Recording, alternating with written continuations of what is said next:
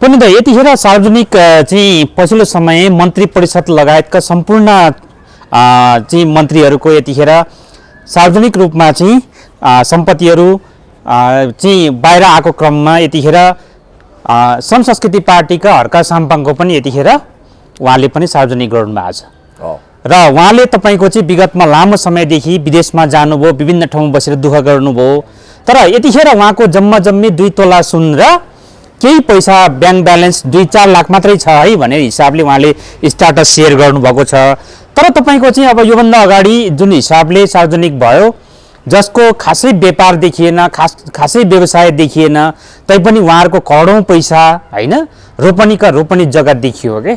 यो घटनालाई कसरी लिनुहुन्छ तपाईले व्यक्तिगत रूपमा चाहिँ? पहिलो कुरो त अब सांसदहरूले सम्पत्ति उगाए हुन्छ, सार्वजनिक गर्नु पर्दैन भन्ने ढङ्गले सूचनाको हकबाट जनतालाई वञ्चित गर्ने धन्दा सेट टाइपका सांसदहरूलाई चकित बनाउँदै हर्क साम्पाङज्यूले सांसदको हैसियतबाट आफ्नो त्यो बाध्यकारी कानुनी व्यवस्था छैन, तैपनि नैतिक रूपमा जवाफदेही हिसाबले आफ्नो सम्पत्ति विवरणको यथार्थ पोकोपन्तहरू खोलिदिनु भयो। हजुर हो। अब अहिले सुनले पहलपुर भएको यो स्वर्णिम क्याबिनेट, यो गोल्डन क्याबिनेट लज्जित भएको छ र कुनै पेसा व्यवसाय केही नगर्ने, तपाईँले भने जस्तो हल्लिएर डुलेर नाचेर गाएर हाकार गरेर हिँड्नेहरूसँग अहिले करोडौँ करोडको सम्पत्ति कुबेरले ढुकुटी खोलिदिए जस्तो, कोही अडानीका भाइहरू जस्ता अथवा चौधरीका काकाका छोरा जस्तो देखिने गरी अचानक औला दौला नगद सेयर सुन क्यारेट क्यारेटका हिरा मोती मणि माणिक्य जग्गा जमिन भूमि सुधारको मापदण्डभन्दा विपरीत एकदम डबल एकदम धेरै धेरै जग्गा जमिन कसरी आयो? साधारण कर्मचारीका सन्तानहरू अहिले 2500-3000 करोडमा खेलिराखेका छन्, कसरी भए हो? मन्त्रीले सम्पत्ति सार्वजनिक गर्नु त्यो उनीहरूको कानुनी आवश्यकता बाध्यता हो, त्यो गर्नुपर्छ, तर सांसदहरूको लागि पनि अब बाध्यकारी कानुन ल्याउनु पर्यो के। हर्क साम्पाङबाट सुरु भयो, नैतिकताको एउटा मानक स्थापित गर्नुभयो। उहाँले नै लेखेको एउटा स्ट्याटस तपाईँले अघि बोलीमा त भनिसक्नुभयो, म त्यही परिभाषित सुनाउँछु। मेरो सम्पत्ति विवरण चाहिएको रहेछ, केही दिनपछि दिउँला त। मेरो बाबुबाजेले कमाएको पैतृक सम्पत्ति आमाको नाउँमा खोटाङको केपिलास गढी 2 चोखाने गाउँको पाखा रेखा खरबारी बाँस र उत्तिस घारी सहितको केही खेतबारी छ। गाउँ भिरालो पाखामा छ, त्यो पनि दाजु दिदीले अंश लिएका छैनन्।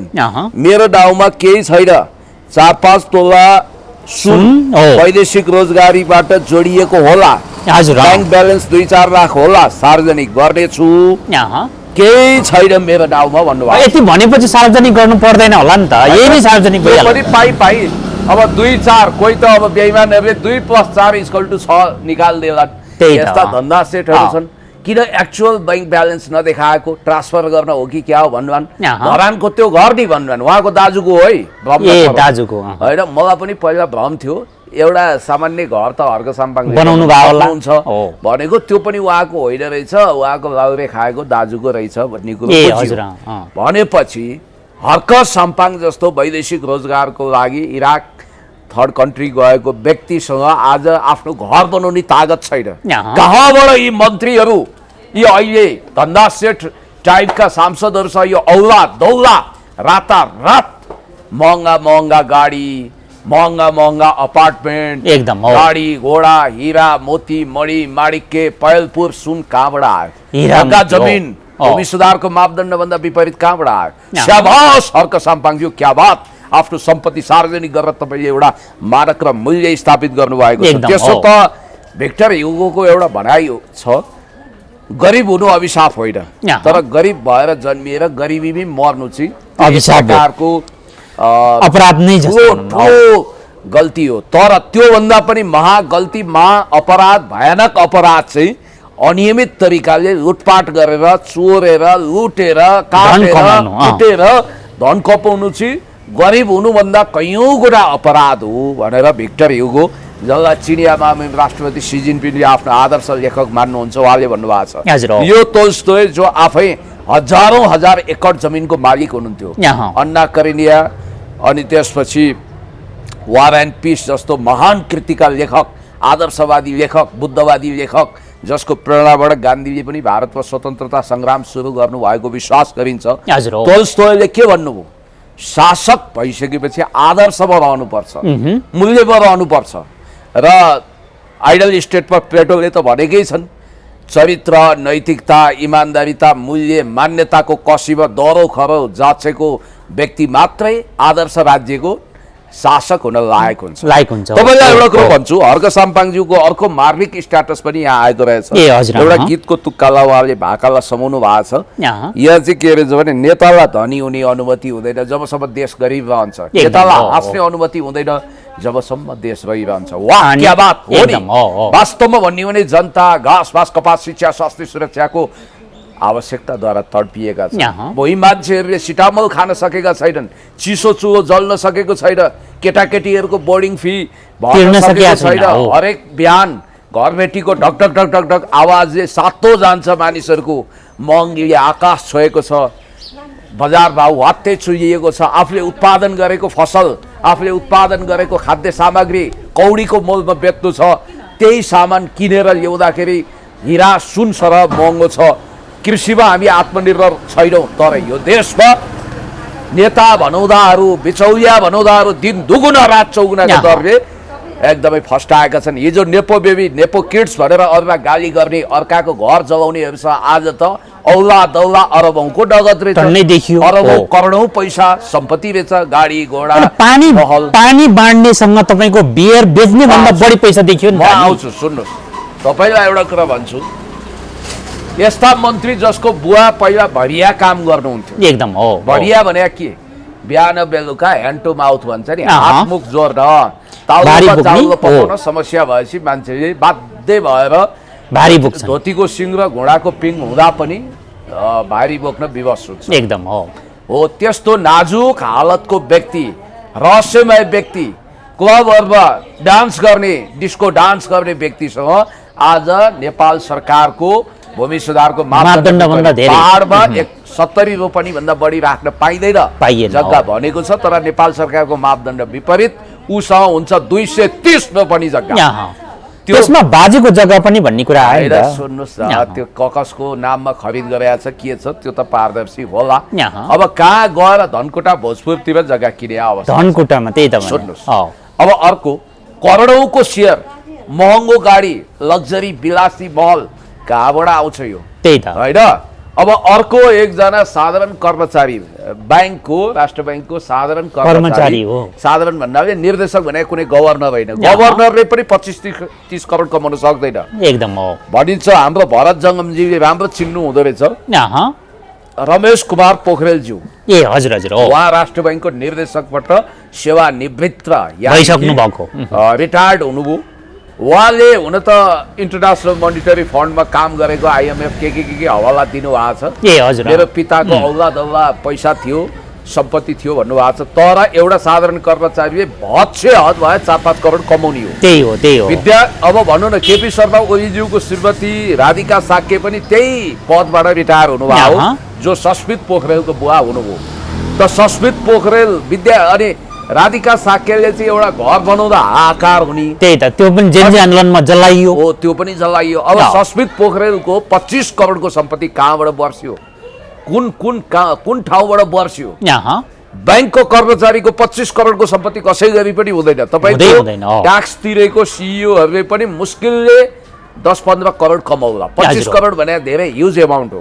अब त्यसै गरी गोर्खामा साधारण परिवारमै जन्मिएर बुढा नीलकण्ठमा पढेका चतुर तेज तरार विद्यार्थी छोडिम वाग्लेजीले हदै भए 8-10 करोड रुपियाँ कमाउन सक्नुहुन्छ। तर अहिले उहाँ त ओल्ड ब्याङ्कमा काम गर्ने मान्छे भन्ने खालको कुराहरू गरिरहेको छ। पनि अरबौँ रुपियाँ हुँदैन। ओल्ड ब्याङ्कमा काम गर्नेले हामीसँग फोन गरिसके, एकजना उहाँभन्दा सिनियर इकोनोमिस्ट जो ओल्ड ब्याङ्कमा IMF मा काम गर्नुभयो, सिनियर कन्सल्टेन्ट हुनुभयो, एकदमै माथिल्लो कोटीको व्यक्ति। उहाँले भन्नुहुन्थ्यो, मैले आफ्नो जीवनमा म बुढो पनि भएँ, म सरकारी कर्मचारी पनि हो, म एम्बेसडर पनि भएँ, मैले वर्ल्ड ब्याङ्कमा पनि काम गरेँ, मैले कन्सल्टेन्टको भूमिका खेलेँ। तर मैले जम्मा जम्मी जोडेको सम्पत्ति भनेको त्यो बेलादेखि अहिलेसम्म जम्मा 11-12 करोड हो। पुण्यजी, यो कुरो तपाईँले भन्नु पर्यो। मभन्दा धेरै कमाएको मान्छेको कसरी 30 देखि 35 करोडसम्म पैसा हो। भयो। 4वटा अपार्टमेन्ट सुनै झकिझका उहाँको नामै गोल्डेन छ, स्वर्णिम छ।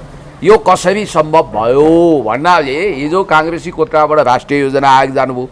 अब अर्को कुरो नभुलौँ, उहाँ भ्रष्टाचारको मुद्दा खेपेको पूर्व मन्त्री चिरञ्जीवी वाग्लेजीको भतिजो पर्ने, नातामा भतिजो पर्नुहुन्छ अरे भन्ने मैले गोर्खामा सुनेको होइन। अब यहाँनिर अर्को पुष्टि हुने आधारहरू देखिँदैन। अब ऱ्यापर लाउरेले के भनेका छन् भने हामी 200-400 रुपियाँमा दिनभरि रमाउँथ्यौँ। एकदम बालेनजीको यस्तो अहिलेको प्रधानमन्त्री बालेन्द्र शाहजीको एउटा बाइक थियो, स्ट्यान्ड पनि नभएको भनेको आज पनि झलझली सम्झना छ। अस्ति भर्खर त्यो पोडकास्ट, त्यो इन्टरभ्यू हिट खाइरहेछ। भन्नाले तपाईँको हर्क साम्पाङजी विदेशमा गएर मेहनत गर्दा पनि खासै एउटा घर पनि जोड्न नसक्ने। तपाईँलाई एउटा कुरो भनिदिउँ, सरकारी कर्मचारीले हदै भए 4 आना जग्गामा 2 तला घर बनाउने हो। एकदम त्योभन्दा बढी औकात हुँदैन। एउटा साधारण गाडी उसले जोड्न सक्छ, इमानदारी है होइन। अब उहाँको भनौँ न मन्त्रीजीको बुवालाई, अब बुवाले पैसा फल्ने बोर्ड त थिएन होला उहाँको। अब सम्पत्ति शुद्धिकरण चाहिँ मन्त्रीहरूबाट हुनु पर्यो, सांसदहरूबाट हुनु पर्यो। तपाईँको आफ्नो टाउकोमा आफै आगो लगाउने शुद्धिकरणको प्रक्रिया भन्छ नि, छानबिन गर्दै जानु पर्यो। भगवान श्रीरामले आफ्नो धर्मपत्नी सीताको विषयमा धोबीको मुखबाट एकदम नराम्रो वचन सुनिसकेपछि सीताजीको लाई त्यो कुरा राख्दाखेरि सीताजी आफैले अग्नि परीक्षा दिनुभयो र खर उत्रिनु हो। एकदम भन्नाले आफ्नो अग्नि परीक्षा अब मन्त्रीहरूले आफै दिएर आफूलाई शुद्ध प्रमाणित गर्नु पर्यो। होइन भने तपाईँको भूमि सुधारको मापदण्ड विपरीत प्रधानमन्त्रीको पनि जग्गा छ होइन, उहाँको पनि 2-4 बिघा जग्गा भूमि सुधार भन्दा विपरीत छ। अब फेरि सोसियल मिडियाबाट उहाँले झन्डै 2.25 करोड कमाएको भन्नुभएको छ। ए बाबा, सम्पत्ति कमाउनु पाप होइन, तर तपाईँहरू कुनै हौदामा हात्ती बाँध्ने जमिनदारको छोरो पनि होइन, अनि तबेलामा घोडा बाँध्ने मुखियाको छोरो पनि होइन। दिस इज बी पुण्यको त मलाई हेर्नुहोस्, म एउटा राम्रो धनी किसानको छोरो भएर त यहाँ सङ्घर्ष गरिरहेको छु भने तपाईँहरूलाई कहाँबाट यो बर्स्यो? तपाईँहरू कुनै बिजनेसम्यान पनि होइन, तपाईँहरूले कुनै त्यस्तो व्यवसाय गरेर ट्याक्स तिरेको पनि देखिँदैन, प्यान नम्बर पनि सार्वजनिक भएको छैन धेरैको, भने 2-3 जनाको चाहिँ नतिरेको। र अब रहस्यमय स्रोतबाट यत्रो सम्पत्ति कसरी आयो? अब यहाँ हेर्नुहोस् है, अब यहाँ एउटा एग्रिगेटमा हिसाब किताब आएको रहेछ। गौरी यादवको 70 करोड, सुदन गुरुङजीको 35 करोड, डाक्टर स्वर्णिम वाग्लेको 31 करोड, सस्मित पोखरेल 25 करोड, बालेनजीको 12 करोड, खड्गराज पौडेल उर्फ गणेश पौडेलको 12 करोड, विराज श्रेष्ठको 9 करोड, सविता गौतम बिचरा अब बडा समस्या थियो उहाँलाई पहिला, अहिले 5 करोड सम्पत्ति त उहाँको पनि जोडिसक्नु भएको छ है होइन। डेरामा सामान्य ढङ्गले बस्नुहुन्थ्यो, अधिवक्ता मान्छे, अधिवक्ताले के डेरा भाडा तिर्नै मुस्किल छ नि, त्यही त भने हो। रामजी यादव 4.5 करोड, प्रतिभा रावल 4.5 करोड, विक्रम तिमल सिन्हा 4.5 करोड, सुनिल लम्साल झन्डै 4 करोड, निशा मेहताको झन्डै 4 करोड, यसरी अगेरा बगेरा यसरी सम्पत्ति विवरण आएको छ। एकदम हो। अब सुन तपाईँको सुन यति धेरै उहाँहरूले राख्नु भएको छ, लङ्का नै मानव लङ्का नै यहाँ तपाईँको काठमाडौँमा बनिसकेको छ। अब लासामा सुन छ, कान मेरो बुझ्छै भने जस्तो नेपाली जनताहरू चाहिँ चाँदीका गहना लगाउनु पनि नसक्ने हुनु। एकदम हो। उहाँहरू पहेलपुर झकिझकाउ हुनुहुन्छ।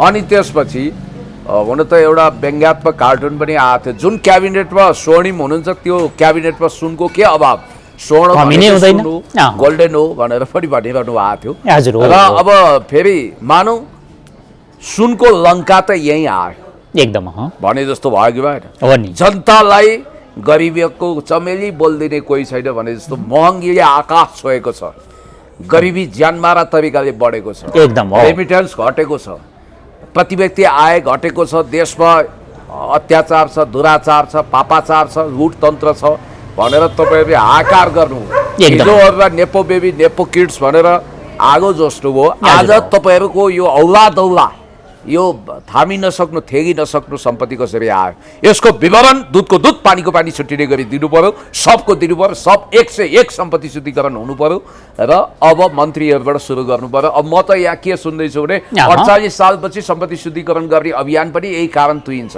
यदि मैले सुनेको हल्ला गलत होइन भने मुस्ताङमा युरेनियम प्रशोधनको लागि साँच्ची हो अमेरिकन कर्पोरेट संस्थालाई अनुमति दिने कुरा छ अरे।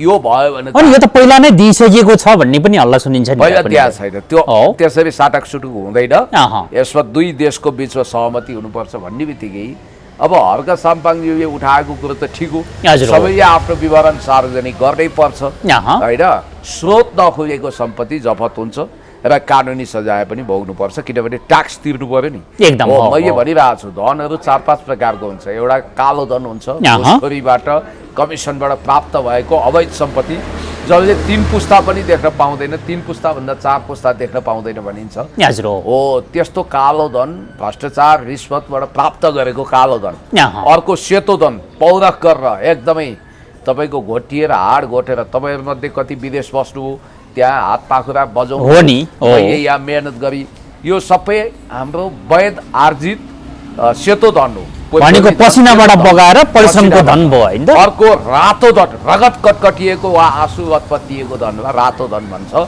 अपराधको दुनियाँमा प्रवेश गरेर फिरौती लिने आपराधिक लाभ लिने डनहरूको अन्डरवर्ल्ड डन माओवादी गुन्डा आवाराहरूको धनलाई रातो धन भन्छ अर्को हुन्छ पहेँलो वा हरियो येलो और ग्रीन प्रपर्टी भन्छ त्यसलाई त्यो भने चाहिँ कस्तो भने तपाईको भाग्यले प्राप्त गराएको धन चिट्ठा बकस अथवा उपहार विभिन्न किसिमको तपाईलाई मान्छेहरूको सहयोग अथवा तपाईँ बाटोमा हिँड्दै हुनुहुन्छ अहिले ठ्याक्क तपाईँको 1 लाख रुपियाँ भेट्नु कसको नाम लेखेको छैन त्यो त भगवान्ले तपाईँलाई दिए भनेर बुझ्नुपर्छ पहिला हाम्रो पहाडतिर हलो जोत्दाखेरि अथवा खेत खन्दाखेरि यत्रो घ्याम्पो फेला पार्थे त्यहाँ चाहिँ स्वर्ण मुद्राहरू सुनका मुद्राहरू पुराना प्राचीन मुद्राहरू सिक्का भेट्थे भनेको गार्डनहरू भयो हैन गार्डन हो त्यसरी पनि प्राप्त गर्छ मान्छेले त्यो चाहिँ भाग्यवश प्राप्त हुने तर यहाँनिर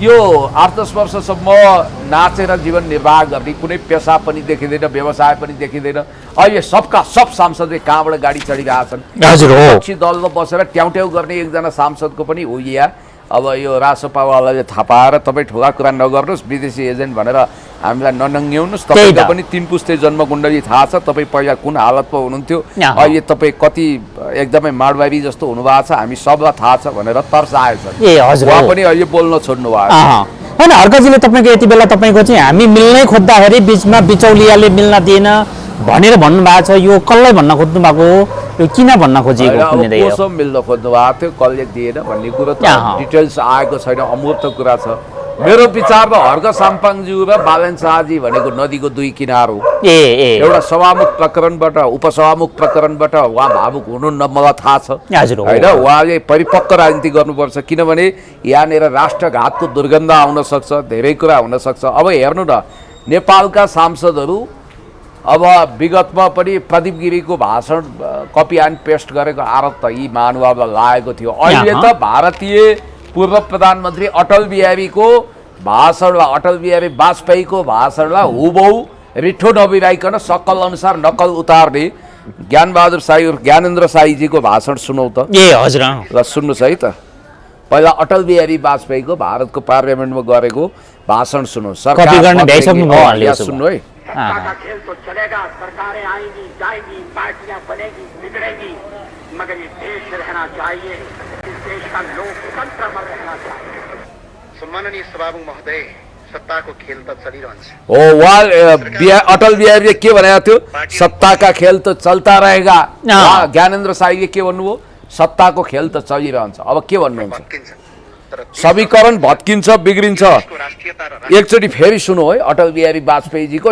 डिटो नेपालीकरण गरेर भाषणै चोर्छ कपी गर्नुमा चाहिँ ल सुनौ खेल तो चलेगा सरकारें आएंगी जाएंगी पार्टियां बनेगी बिगड़ेगी मगर ये देश रहना चाहिए इस देश का लोकतंत्र अमर रहना चाहिए अब सम्माननीय सभामुख महोदय सत्ताको खेल त चलिरहन्छ सरकारहरू आउँछन् जान्छन् पार्टीहरू बन्छन् टिपेरै ल्याउनु भएको छ नि तर देश रहनुपर्छ यो देशको राष्ट्रियता भनेपछि डिट्टो सत्ताको खेल चलिरहन्छ सत्ताका खेल चलता रहेगा पार्टियां बढेंगे बिग्रेंगे अथवा पार्टी बन्छ भत्किन्छ त्यही कुरो त ज्ञानेन्द्र साईले हुबहु अस्ति पार्लियामेन्टमा त त्यही अटल बिहारी वाजपेयीको सकल अनुसारको नक्कल अहिले सोसियल मिडियामा पुरै ट्रोल भएको छ भनेपछि मौलिकपन देखिएन त्यसमा मौलिक रे एक अक्षर चेन्ज नभइकन भाषणै डिटो चोरिरहेछ चोरसाप कम्पनी भएर।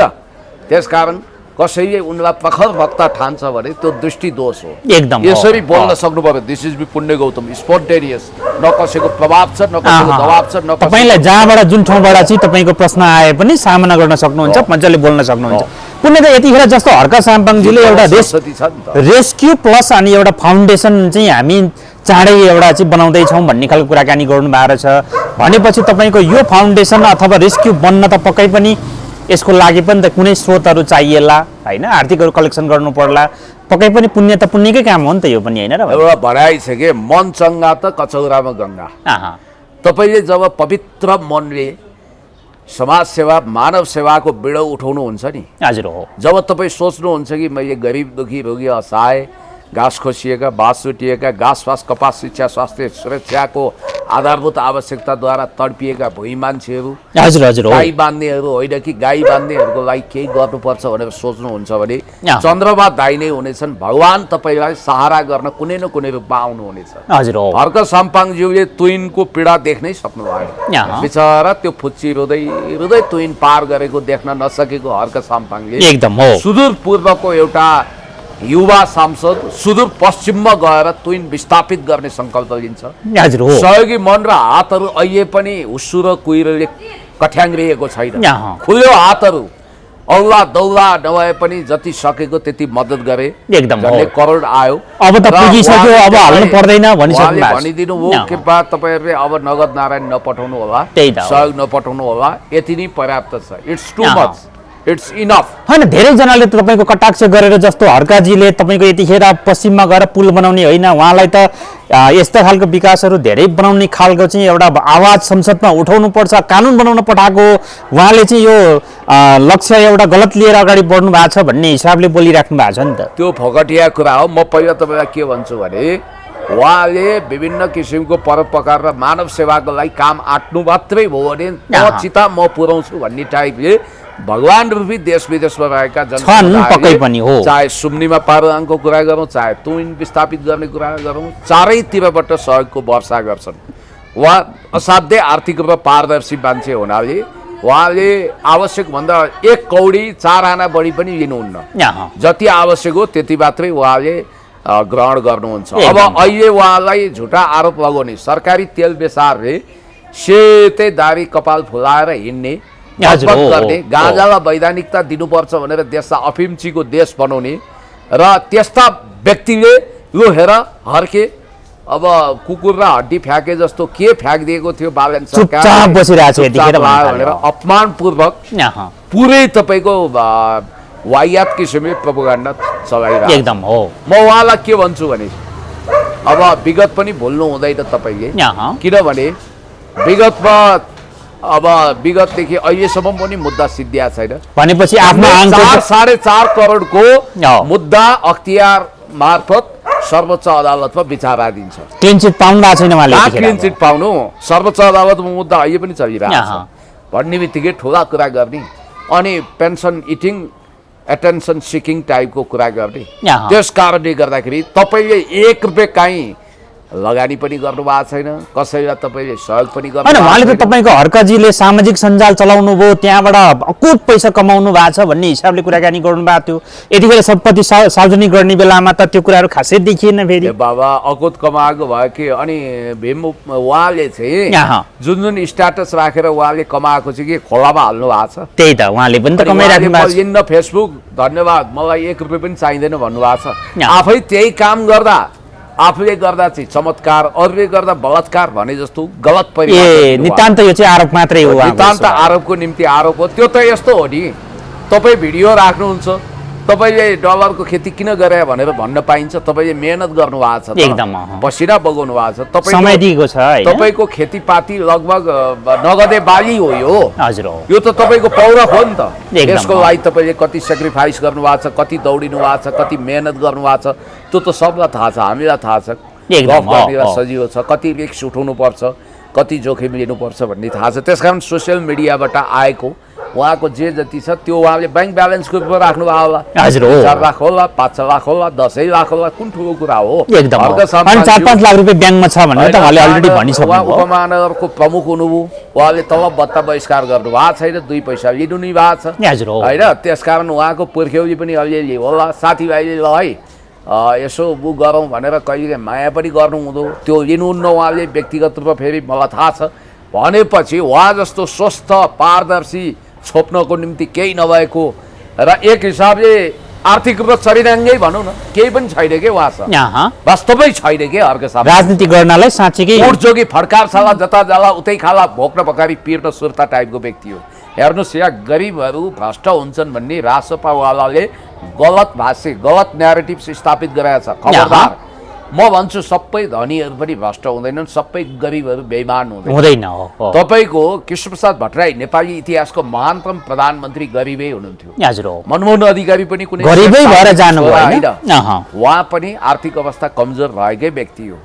अनि पुष्पलाल मदन भण्डारी पनि आर्थिक सम्पन्न होइन। हर्क साम्पाङ पनि कुनै औला दौला नगद नारायण भएको कुनै लाउरेको छोरो होइन। उहाँ साधारण परिवारमा जन्मिएको पाखोबारी सहितको मान्छे हो। उहाँको जे छ त्यति देखिएकै छ। भन्दासाथ हर्क साम्पाङले चाहेको भए अहिले करोडौँ करोडको, कमसेकम 40-50 करोडको सम्पत्ति त जोडिसक्नुहुन्थ्यो सेटिङ गर्न। उहाँले 1 रुपियाँ पनि तलमाथि गर्नु भएन। भन्नुभयो त मैले बिल मिलाउन जानेन, म लाटा मान्छे भनेर भनिसक्नु भएको छ उहाँले। इमानदार मान्छे हो। हिजो चटाइमा कुद्रीमा बसेर देश जनता विकास समृद्धिको निम्ति त्याग गर्नुभयो, तपस्या गर्नुभयो, काम गर्नुभयो। अनि तपाईँलाई म भन्छु अब्राहम लिङ्कनदेखि माओ त्से-तुङसम्म, होचिमिनदेखि सी जिनपिङसम्म उहाँहरू कुनै खानदानी तपाईँको कुनै एलन मक्सवाला परिवारमा जन्मिएको मान्छे होइन, साधारण मान्छे हो। र अर्को कुरो उदरी गरिब हो। अनि बाँसबारी छाला जुत्ता कारखानाको त्यत्रो जग्गा कर्याब्ज्याप बनायो। अनि दीपक भट्ट भन्ने बिचौलिया के गरिब हो, तर हेर्नु त उसको अब चाँदीको चम्चा लिएरै जन्मिएको अरबपति खरबपति हुनको लागि उसले राज्यमा बिचौलियाको भूमिका निर्वाह गरेर लुट्नुसम्म लुट्यो। त्यसकारण यी माडवारीहरू जो अहिले कारवाहीमा परेका छन् यी गरिबका सन्तान हुन्। थिए होलान् कुनै समय राजस्थानबाट रित्तो लोटा बोकेर नेपाल झरे होलान्, तर आज उनीहरूको बुवासँग पनि नगद नारायण राम्रै थियो, पैसा राम्रै थियो। शङ्कर अग्रवाल होइन, शङ्कर गुरुको मालिक के गरिब थियो पैसा खानको लागि। त्यसकारण धनीहरूले भ्रष्टाचार गर्दैनन्, गरिबहरू भ्रष्ट हुन्छन् भन्नु गरिबहरूप्रति अपमान हो। एकदम गरिबको हृदयमा फुलेको महानताको गुलाबलाई तपाईले कहिले मुर्जाएको पाउनु। त्यो मान्छेको नेचरमा भर पर्ने कुरा भयो। गरिबमा मानवता हुन्छ, गरिबमा भावना हुन्छ, गरिबमा दिल हुन्छ, गरिबमा इन्सानियत हुन्छ। बरु धनीहरूलाई मैले 101 पत्थर दिल देखेको छु। एकदम आफू चाँदीको चम्चामा खान्छन्, सुनको चम्चाले चाँदीको थालमा खान्छन्, तर त्यही छेउमा भोको रहेको मान्छेलाई एक सितो दिँदैन दाइ हो, एक आना पनि दिँदैन, पक्कै पनि हो, एक तपाईको एउटा रोटी पनि फ्याक्दैनन्, एक थाल भात पनि खुवाउँदैनन्। पुण्य दाइ, मैले यतिखेर जोड्न खोजेको तपाईलाई जस्तो भनौँ न, पूर्ववासीले भोट दिइसके पछाडि यतिखेर तपाईको चाहिँ देशमा प्रधानमन्त्री पाएको छ, माननीय भएको छ, मन्त्री पाएको छ। अब पूर्वको जनताले पानी खानको लागि कोसीबाट पानी कसले लाने? अब क्या मिठो भन्नु, त्यही त पानी जिन्दगानी, कोसीबाट पानी कसले लाने। राइम्स पनि मिल्यो, रिदम पनि मिल्यो। हजुर हो। कुरा के छ भने उहाँले त भाषण गर्नुभएको छ क्यारे, हर्क साम्पाङले त्यतिखेर व्यङ्ग्य गर्नुभएको थियो। प्रधान 5 अर्बको कुरा हो, साधारण कुरा हो, यो पुर्याइदिन्छु भन्नुभएको छ। अब छिटोभन्दा छिटो खानेपानीको समस्या समाधान गर्नको निम्ति त्यसलाई नेसनल प्राइड प्रोजेक्टको रूपमा, राष्ट्रिय गौरवको आयोजनाको रूपमा कोशी चतराबाट पानी प्रशोधन गरेर धरान, इटहरी, विराटनगरसम्म काकाकुल जनतालाई पानी खुवाउने जिम्मेवारी उहाँको एकदम हो। त्यसैले म तपाईँलाई के भन्छु भने हेर्नुहोस्, कुरा गर्न ठुलो कुरा गर्न जसलाई पनि आउँछ, तर राष्ट्रियताको सवालमा जहाँसम्म कुरा छ हामीले 1 इन्च पनि सम्झौता गर्दैनौँ, गर्नु हुँदैन। किनभने उहाँको आसन्न भारत भ्रमण, 4 धाम तीर्थ भारतमा छ एकदम हो, तर 5औं धाम तीर्थ भारतलाई किन बनाएको? नेपालमै छ 4 धाम। चाकरी गर्नुपर्ने, भारतीय शासककै गुलामी गर्नुपर्ने। हाम्रो देश क्लाइन्ट स्टेट होइन, ग्राहक राज्य होइन, हामी सेटेलाइट स्टेट, भू उपग्रह राज्य होइनौँ। हाम्रोलाई भारत भने बडे मिया होइन, हाम्रो ठुल्दाई होइन, हामी छोटे भाइ होइनौँ। हाम्रो ब्रदरहुड एटिच्युडले हेर्दैनौँ हाम्रो फरेन पोलिसी, हामी नेबरहुड एटिच्युडबाट हेर्छौँ। चीनले के भन्छ, नेपाल र चीन बीचको सम्बन्धको विषयमा तत्कालीन all time best legendary Chinese प्रधानमन्त्री चाओ एनवाईले असंलग्न परराष्ट्र नीति तय गर्दा युगोस्लाभिया तत्कालीन देश, अहिले त नक्सामा छैन, त्यहाँ बसेर के भन्नुभएको थियो, नेपाल र चीन बीचको सम्बन्ध भनेको sweeter than honey, deeper than ocean, higher than mountain, हिमालभन्दा अग्लो, सागरभन्दा गहिरो, महभन्दा मिठो छ भनेर यसरी परिभाषित गर्नुभएको थियो। एकदम हो। तर यो राणारुवाई किन चीनले अहिले बेल्ट एन्ड रोड इनिसिएटिभ अन्तर्गत कमल गाउँपालिकामा 2200 बिघा जमिनमा झापामा केपी शर्मा ओलीज्यूले एमओयूमा हस्ताक्षर गर्नुभयो, अरबौं खरबौं रुपियाँको अनुदान दिन चाहन्छ। तर यो सरकार ऋण काट्न चाहन्छ वर्ल्ड ब्याङ्क, आइएमएफ र एसियन डेभलपमेन्ट ब्याङ्कबाट। हजुर हो। तपाईँको हाम्रो होइन, कतिले त जस्तो भनौँ न अहिले उहाँहरूसँग भएको सम्पत्ति नै राज्यलाई ऋण दियो भने त्यो पो हुने रहेछ भन्दैछ त पुण्य दाइ, के भन्नु? त्यो त व्यङ्ग्य हो, त्यसले त छोप अचार पुग्ला। राज्य भने ठुलो कुरा हो। अब हाम्रो जिडिपी करिब केही अर्ब त हुन्छ होला नि त, फेरि अर्ब त होला। जिडिपी करिब तपाईँको 20-25 खर्बको छ हो भन्नाले हाम्रो जुन सरकारको राष्ट्र ब्याङ्कमा रहेको चालु खातामा विदेशी मुद्राको सञ्चितले 8 महिनाको आयात धान्न सक्दैन। भारतमा 92 रुपियाँ भारूबाट पनि तेल घटिसक्यो, तर हामीले यहाँ 200 रुपियाँ, साँच्ची हो त नि, 215 रुपियाँ लिटरमा किन्नुपर्छ। फेरि तपाईँको यो खाडीबाट आउने तेल होइन रहेछ नि त, होइन? यो त रसियाबाट किनेर ल्याउने रहेछ। रसियाबाट क्रुड अयल भन्छ, त्यो कच्चा तेल ल्याएर भारतमा रिफाइन गरेर हामी कहाँ रिफाइनरी मेसिन ल्याउने भनेको थियो। भनेपछि मूल्य किन बढाइयो भने बेकार हो नि त यो। जनताको आँखामा छारो हालियो। अहिले हरेक गाडी भाडा बढिसक्यो, खाद्य सामग्रीको भाउ बढिसक्यो, गरिबीले मान्छे बौलाइसके, ब्याङ्क ऋणले मान्छे चौपट छन्। यस्तो बेलामा बालनजीको मुख हेरेर, दारी हेरेर यी त साह्रै झिल्के छन्, केटाहरू साह्रै ह्यान्डसम छन् भनेर मान्छेको पेट भरिन्छ। होइन, साँच्चीकै भन्दाखेरि तपाईँको केपीजीको पालामा बरु यस्तो समस्या भयो भने काहीँ न काहीँ उहाँले चाहिँ सहकार्य गरेर समन्वय गरेर जनतालाई सहुलियत दिने कुरामा उहाँ चाहिँ त जनतादेखि डरै छैन। जनता भने त हाम्रा लाचार छाया हुन्, हामीले जे पनि गर्न सक्छौँ भन्ने भावना छ कि क्या हो? खबरदार, जनताको आक्रोश अहिलेसम्म निम्न वर्गको मान्छे सडकमा आएको छैन। मध्यमवर्गीय मान्छेलाई त काहीँ न काहीँबाट भोकको समस्या अहिलेसम्म ताउलो बजाउलो पकाएर हो नि, घाँसपास कपासलाई प्रबन्ध गरेका छन्। तर कुनै दिन हेर्नु, शिक्षा यति महँगो छ, स्वास्थ्य यति महँगो छ, स्कुलको एनुअल फी किन घटाउँदैन? एडमिसन फीको नाउँमा जनताको दिमागमा छारो हाल्ने होइन। बोर्डिङ खारेज गर्छु भने कहाँ गयो फेरि यो कुराहरू? अब ब्रिज कोर्स खारेज गर्छु भने 2 दिनमा चेन्ज गरिहाल्यो। रेमिटेन्स तपाईँको अहिले 25% दरले घटिसक्यो। अनि डाउनमा छ है पुरै। जिडिपी स्वाट्टै अब घट्नु तरिमा छ। आर्थिक वृद्धि दर केपी शर्मा ओलीज्यूको पालामा 6.5 थियो, अहिले 4% आर्थिक वृद्धि दर। उद्देश्य चाहिँ फेरि चन्द्र छुने लिइरहेछ फेरि सरकारले फेरि अननेसेसरी डिजिटल ट्रान्सफर्मेसनको लागि भनेर उसले अहिले 35 अर्ब रुपियाँ बराबरको ऋण दिएको छ बेकारमा। यसले हुनेवाला केही छैन। इन्फ्रास्ट्रक्चर, पुल, पुलेसा, हाइड्रो, शिक्षा, स्वास्थ्य, त्यो भनेपछि हाम्रै टाउकोमाथि तपाईँको भारै पर्ने हो। अनावश्यक ऋणको बोझ थुपारिएको छ, त्यो पनि कन्सल्टेन्टको डाउमा आधाउधी पैसा उतै जान्छ। त्यति मात्रै हेर, तपाईँलाई मैले भनिहालौँ कि आर्थिक वृद्धि दर पनि घटेको छ र शोधनान्तर व्यापार घाटा स्वाट्टै घटेको छ, एकदम स्वाट्टै बढेको छ। र ट्रान्सपरेन्सी इन्टरनेसनलमा भ्रष्टहरूको सूचीमा नेपाल अहिले पनि 172औं देशमा छ। हाम्रो ग्लोबल रेपुटेसन त्यति झोरपटास छ भन्ने बित्तिकै यो देशमा PPP model, public private partnership, अर्थात् पब्लिक भनेको अब सार्वजनिक भयो, प्राइभेट भनेको व्यक्तिगत भयो, पब्लिक प्राइभेट पार्टनरसिप अर्थात् सहकारी, यो ढङ्गले जाने मिश्रित अर्थतन्त्रको मोडल बनाउनु पर्नेमा काशी जाने कुत्तीको बाटो, नव उदारवादी नियो लिबरल। होइन, यहाँ त भित्रभित्र कतै तपाईँको यो हाइड्रो पावरहरू पनि निजीकरण गरेर लिजमा दिने जस्तो पो कुरा सुनिन्छ त बुझ्ने के हो खासमा? हाइड्रो पावर देशै चाहिँ लिजमा नदिउन् हामी भन्छौँ होइन। तर अब के हो नव उदारवादले त खोक्रो पो बनाउँछ, मुठीभर पुँजीपतिहरू र खरबपति बनाउँछ। त्यस्तो हो है। नव उदारवाद भने त्यही त हो नि। मल्टिबिलियनियरहरूको हातमा देशको अकुत सम्पत्ति हुन्छ। वर्ल्ड इकोनोमिक फोरम बसेको थियो डाभोसमा, स्विजरल्यान्डको डाभोस। त्यहाँ चाहिँ विश्वको 225 धनाढ्यसँग संसारको 49% सम्पत्ति थुप्रिएको विवरण थिएन। संसारको 49% सम्पत्ति नै खरबपतिहरूका हातमा भनेपछि संसार सब गरिब। त्यही भएर चिनिया महामहिम राष्ट्रपति सी जिनपिङले सम्पत्तिको सिलिङ तोकौँ, एउटा हदभन्दा बढी सम्पत्ति राख्न नपाउने कानुन ल्याउँ भनेको अमेरिका मानेन, युरोप मानेन। त्यसकारण हर्क साम्पाङज्यू अथवा रामबहादुर थापा बादलज्यू, केपी शर्मा ओलीज्यू, देशभक्त व्यक्तित्वहरूले देश बचाउने दायित्व आएको छ, आर्थिक रूपमा कोल्याप्स भएको छ, विदेशी हस्तक्षेप वात्तै बढेको छ।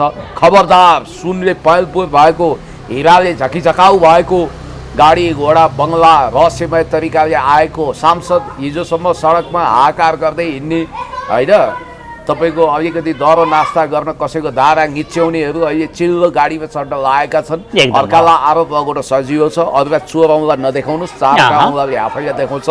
होसियार हुनुहोस्, सावधान हुनुहोस्। हस्, समय र संवादलाई धेरै धेरै धन्यवाद। Thank you so much.